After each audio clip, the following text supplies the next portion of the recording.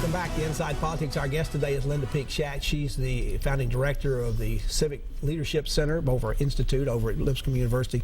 Linda, we were talking a lot earlier about who can stop Donald Trump if somebody's trying to stop him on the Republican side. Governor Bill Haslam has now endorsed Marco Rubio, the senator from Florida, about that. Also, former Senate Majority Leader and Senator from Tennessee, Bill Frist, has also endorsed him, even though Frist is running as a Bush delegate. Of course, all this late push is because Jeb Bush basically finally gave up the ghost and left. What happened to Jeb Bush? Everybody thought he was going to be the candidate, but he never really clicked at all from the beginning. Well, you know, there's a kind of a mantra in politics that to be a good president, you have to first be a good candidate.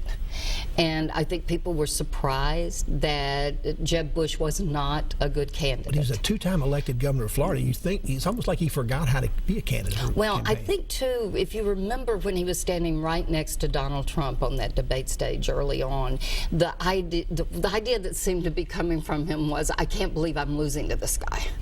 And I think that Trump almost said out loud.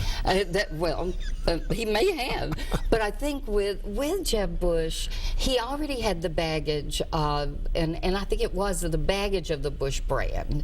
On that, I think it was very gracious of President George H.W. Bush and the First Lady to be at the last Republican debate, even after he got out. But I think he got out because he had spent more than any other candidate, and if you broke it down, that's right. If you broke it down, he was paying $1,000 or $2,000 a state for a vote. So it wasn't in the cards. Now, these late endorsements here in Tennessee for Rubio obviously will help, but the last polling I saw in Tennessee, and it's a little old, it's from early this month, they had him at 5% of the vote. He's going to have to go to at least 20% to get any delegates. So are these late endorsements maybe too little, too late? I think the endorsements may help state by state, but I think what they're hoping they will also do, Nikki Haley in South Carolina, Governor Haslam, and Majority Leader Frist here, is that they will begin to build a momentum among the party elite that there is a way to get behind one candidate. I frankly don't see... And push out some of the other candidates like Kasich. That's right. That's right. But I frankly don't see how Rubio gets there, because you can't keep giving victory speeches after you've gotten the second and the third place win and position yourself as the alternative. Now, beginning March 15th, we go into winner take all primaries within the Republicans, which is different from the Democrats. They don't do that. But we've got some large states, including Florida, Illinois, Missouri, North Carolina, Ohio. Is it going to be too late by then? If Trump almost sweeps the field on Super Tuesday, there's several more before 15th, but it's going to get really harder and harder and maybe almost impossible. Well, that's right. But one reason I think that you can say the Republican establishment, and the Republicans don't have superdelegates, but they do have the RNC that can sway votes at the convention. One reason that they are holding, I am told, some pretty serious meetings about what can we do at the convention, is that they've pretty much given up on stopping Trump in some of these, in his pace to the nomination. Those states on the 15th, two to watch. Obviously, Ohio. If Kasich can beat Trump in Ohio very important in the general election. And if Rubio loses his own state to Trump on that day, then that is, I think, a death knell for him. He has to worry about his future after this election. Now, we haven't talked much at all about the Democratic race. There's a very interesting one going there. Hillary Clinton so far seems to be slowly pulling away, particularly because she's getting a lot of superdelegate support. But Bernie Sanders is hanging in there. Nobody thought he had a chance at all. He maybe doesn't have a great chance in Tennessee, but how is he doing it? How's he staying in this race? Is it that enthusiasm, particularly from young people?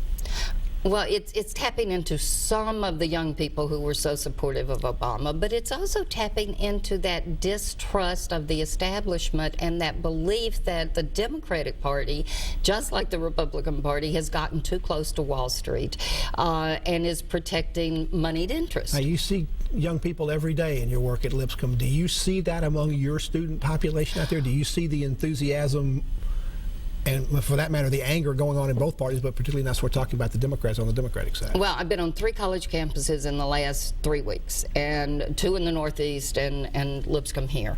And I can tell you that what millennials care about is the fact that they're going to have high student debt. They don't know what the job market's going to look like. They see a very uncertain future. And for both Sanders and Trump, I think they're offering, albeit without any support, a certainty that things can be better. Hillary Clinton's coming back here on this weekend. She'll be here on Sunday to have a rally. It looks like she's in pretty good shape here. Sanders has not come here. He does have staff. He does have campaign offices in both Nashville and Memphis. But is she coming back here because she senses she can do well here and she needs to, or does she need to push up her numbers here? No, I don't think she's coming back because she is worried about or needs to push up her numbers here. I think she's coming back to many of these states because she is picking up endorsements and support from people who can be very helpful in the general election. March 1st, Super Tuesday for her becomes the separation point where she's going to get such a bump, particularly out of the southern states right. and the African-American vote and all those states, that it makes Sanders' job even more and more difficult, and it sort of becomes like a Don Quixote kind of situation at that point? Well, I think what he's done, maybe Don Quixote, but perhaps something a little different, and that is he has moved Hillary Clinton to the left. He has Too much? given, well, we'll see in the general election, right? I think she is very good at explaining a very moderate point of view that addresses the issues that Sanders is Bernie addressing. Sanders is not going to be the Ted Kennedy of 1980. He's not going to. We hope not. He's not going to hold back an endorsement of whoever is the ultimate nominee, because he wouldn't even come on stage and hold up President Carter's hand. Please don't remind me of that painful memory. That's right. In 1980, Ted Kennedy refused to do the victory salute with President Carter. I don't think we'll see that this year. I think the Democratic Party knows that it has to unify, and Hillary Clinton will know what she has to do to unify the party to win in November. Linda Peake Schacht's our guest on Inside Politics. She's from Lipscomb University. Back to continue our conversation about presidential politics after this break.